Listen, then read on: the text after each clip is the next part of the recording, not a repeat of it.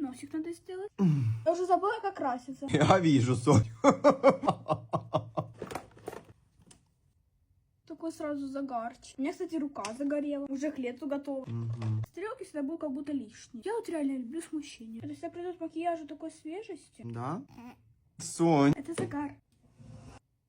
Красный цвет любви будет. Нет, ты уверена, что ты с этими ватными палочками хочешь идти? Такой прически нет. Это тренд.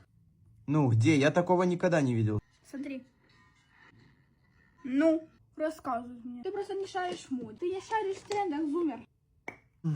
Тональный крем выравнивает и улучшает тон кожи. Натуральный. Это как раз таки выровнять кожу. Выровнять кожу? Ты просто ничего не знаешь. Вау. А что ты делаешь? Выравниваю кожу. Ну ты видишь, что тут написано? Выравниваю. У меня такая, она кривая. Тем более, смотри, даже не видно. А что мне в магазине сказали, что она самая хорошая? Если сказали, что она выравнивает, значит, она уже выровнялась. Праздничная дива. Та-дам-та-дам.